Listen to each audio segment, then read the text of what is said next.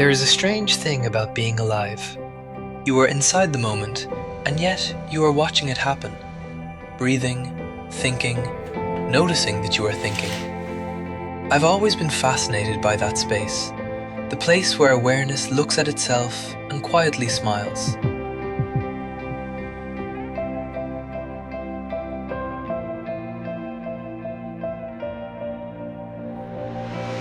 Before I knew words like design, or systems, or intelligence, I was already studying patterns. The way light behaves when it touches a surface, the way nature never wastes effort, the way everything complex is built from something simple, repeated patiently.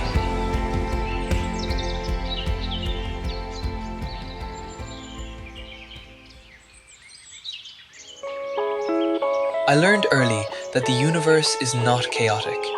It is playful, curious, infinitely expressive.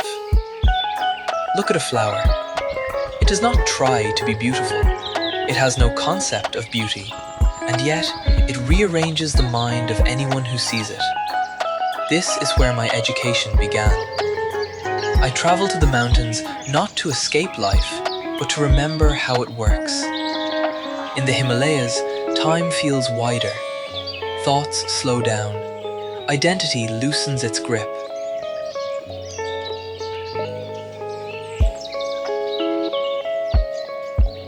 Snow falls with absolute confidence.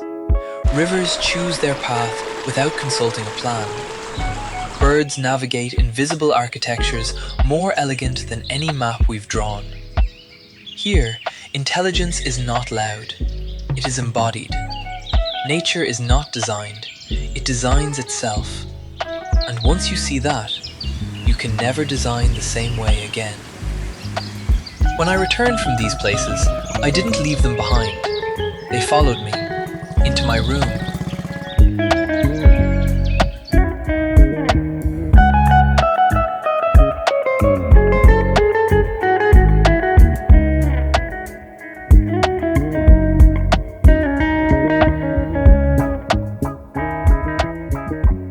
Into my tools, into my questions. I began to notice something subtle, that most of what exhausts us is not complexity, but misalignment. Interfaces that ask too much, systems that forget the human nervous system, technology that speaks faster than the mind can breathe. So I started paying attention to pauses, to transitions, to what happens between actions. Design, for me, was never about screens.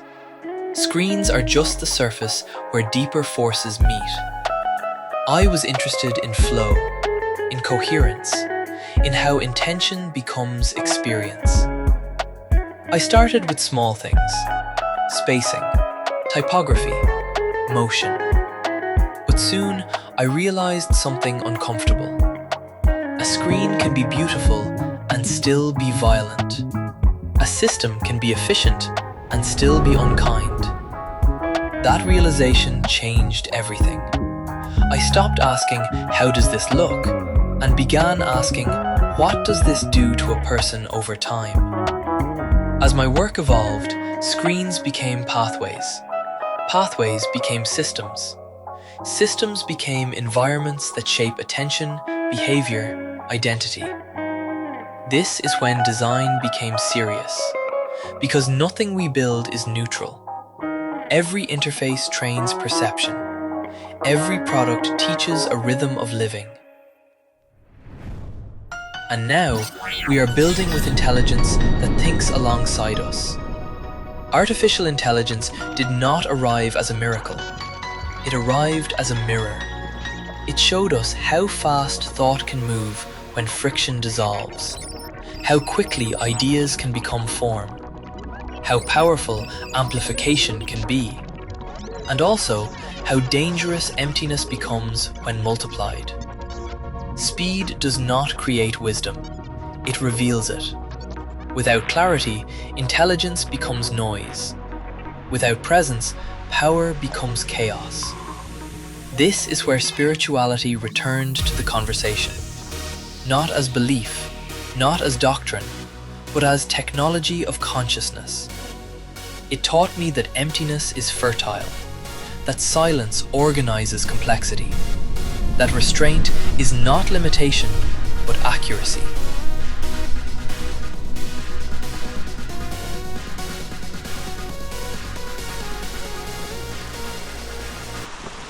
Sitting beside rivers, I learned about feedback loops long before I gave them names. Watching fire, I learned about emergence. Walking through snow, I learned that cognition changes when the world becomes quiet. These were not metaphors, they were lessons. Today, my work lives at an intersection, between stillness and computation, between intuition and research, between ancient awareness and future intelligence. I design with an understanding that systems think back, that products shape consciousness, that tomorrow's behavior is hidden inside today's interface. I care deeply about aesthetics because beauty regulates attention. I care deeply about logic because coherence builds trust. And I care deeply about restraint because the most intelligent systems know when to step aside. I am not interested in dominating the future. I am interested in collaborating with it, in building technologies that feel like extensions of awareness, not interruptions of it. Good design does not announce itself. It does not shout intelligence. Like nature, it simply holds you until you forget it is there. What remains is ease, trust, room to breathe.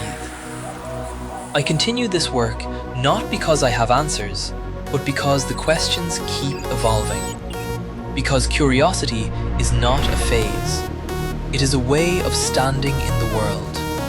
And because the most beautiful systems, whether natural or artificial, are built by those who listen deeply before they act.